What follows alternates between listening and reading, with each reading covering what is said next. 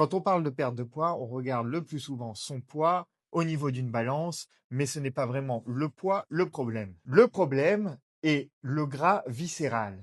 Ce gras viscéral est situé au niveau des intestins, du foie, et ce gras est inflammatoire. Il est responsable de multiples maladies comme l'augmentation du risque cardiovasculaire, les maladies métaboliques avec le diabète de type 2, et ce gras viscéral est aussi un facteur de risque de certains cancers.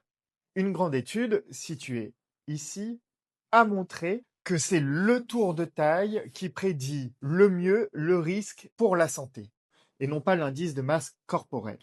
Cela veut dire que deux personnes de même poids peuvent avoir un risque différent selon le gras viscéral et son tour de taille. Plus le gras viscéral est important, plus le risque pour sa santé augmente.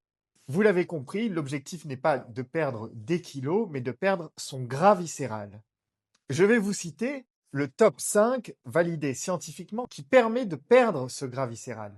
Le premier, c'est le déficit calorique modéré avec une diminution de la consommation des aliments ultra transformés. Vous l'avez compris, les aliments ultra transformés sont les produits industriels où on retrouve des ingrédients qui ne sont pas dans notre cuisine, remplis d'additifs, d'émulsifiants, trop sucrés, trop gras, avec des molécules qui sont inflammatoires. On peut retrouver des barres chocolatées industrielles, les pâtisseries industrielles, les plats cuisinés industriels, les chips, les bonbons. Le deuxième point serait d'augmenter son apport au niveau des protéines et son apport au niveau des fibres.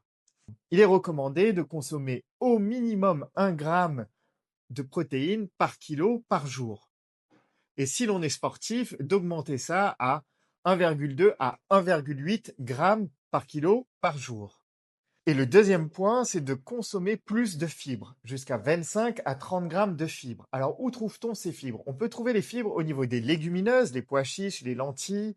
On peut retrouver au niveau des graines de chia, des graines de lin, des noix, amandes. On peut aussi retrouver les fibres au niveau des légumes et des fruits. Ce déficit calorique modéré, on peut le réaliser via un jeûne intermittent, c'est-à-dire de s'hydrater pendant 14 à 16 heures, c'est-à-dire de prolonger son jeûne pendant la nuit, soit de dîner tôt ou soit de petit déjeuner plus tard. On sait que le jeûne intermittent permet un déficit calorique modéré et permet sur le long terme une perte de gras viscéral. En 3, on pourra citer le HIIT, je vous en ai déjà parlé, c'est-à-dire de réaliser des sprints pendant 4 minutes avec 4 minutes de repos et cela 4 fois, le 4x4. Et bien sûr, la musculation. Plus on a de muscles, plus on sécrète des myokines anti-inflammatoires et on diminue son gras viscéral. Merci.